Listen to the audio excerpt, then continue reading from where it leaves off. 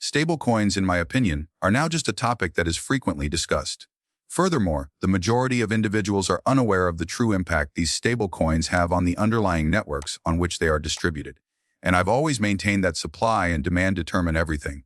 The more transactions and volume value exchanged with stablecoins, the greater the demand for a stablecoin that is distributed on a network. The underlying network, which is already driven by a gas token, is impacted. Here, we may simply utilize XRP as an example in the XRP ledger.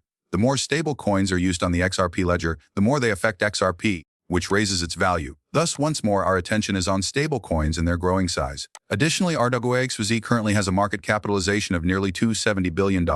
I believe that the market capitalization on CMC is at a high point around to $300 billion. However, at the moment, the monthly transfer volume has been rising by 3.47 trillion. In the past 30 days, holders have also increased by 2%. The number of holders is about 200 million. Therefore, after considering this once more, stablecoin simply keeps growing. Yes, we are completely focused on the best players in this field. Since ROSD has increased by about 20% over the past 30 days, we are also discussing it, approximately 700 million. The number of transfers each month exceeds 3.5 billion over 3.6 billion. Therefore, once more, if we consider ROSD, it is unquestionably a component of the larger stablecoin adoption scenario. And because these stablecoins are fully backed, fully regulated, and fully legal, I personally envision them remaining in the market for the next 10 or more years, in a most open manner. They offer us monthly summaries of the entire rationale for the ROSD and all of its details, and you might claim that the same is true for USDC in that practically everything is transparent. I'm concentrating entirely on these stablecoin types, but stablecoins aren't the only thing I'm interested in.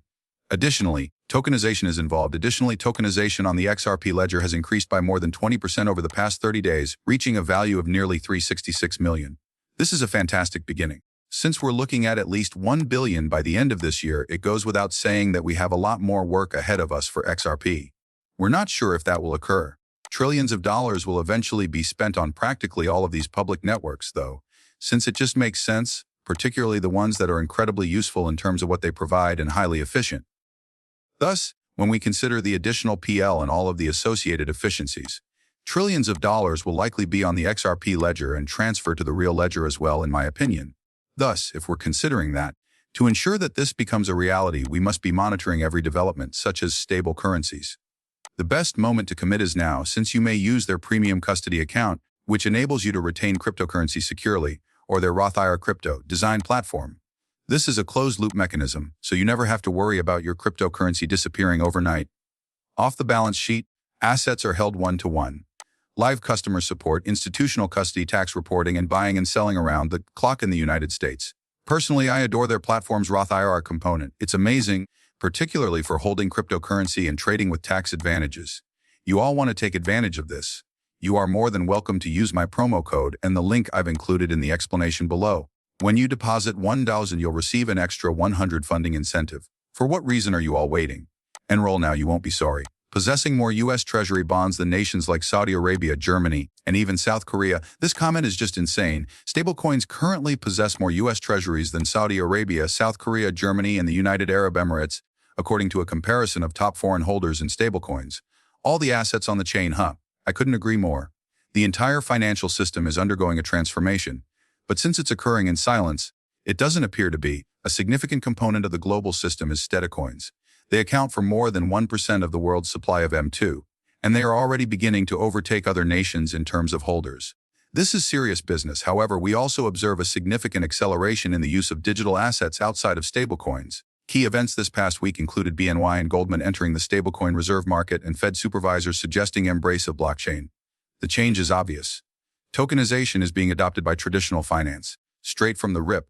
In a speech at the Wyoming Blockchain Symposium, which we discussed in the On-No video earlier today, Michelle Bowman, the Fed's vice chair for supervision, indicated that bank regulators need to get over their skepticism and embrace blockchain because of its significant potential to improve financial services efficiency, safety, speed, and customer experience. Something is about to change, she said as much. Yes, this gives cryptocurrency a huge boost in confidence because, once more, prominent Fed figures are telling us, guess what, this is currently taking place, and banks need to take use of it in order to benefit from the advantages that blockchain technology offers. Additionally, Goldman Sachs and BNY intend to go into the stablecoin reserve management industry. Why wouldn't they? They are aware of the growing size of the stablecoin market. They intend to start a stablecoin reserve fund that will invest in and manage reserve assets just for stablecoins that comply with Genius. As we already know, RLUSD will be involved in that. It makes a great deal of sense because BNY is already an RLUSD prime custodian. On Ethereum, DBS introduces tokenized structured notes. Tokenized structured notes on Ethereum were introduced to qualified investors on digital exchanges and third-party investment platforms including Hydrax, DGFT, and ADDX. The custody for JP Morgan's digital debt services is handled by State Street. Based on Nex's digital assets, State Street became the first third-party custodian to go live on JP Morgan's digital debt service. The OCBC issued a $100 million commercial paper to introduce the capability. Very intriguing. Once more, this is the kind of thing that makes us think it's insane because when we look at it, we never would have imagined that the market would be where it is now. However, these kinds of actions are being taken over the course of about a week.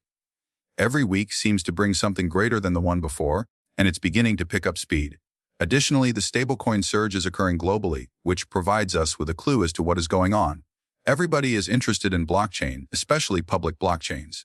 This is the EU's approach to the public blockchain for the digital euro. They intend to expedite the development of their digital euro. In reaction to the Genius Act, they wish to use public blockchains. Thank you for viewing. Goodbye.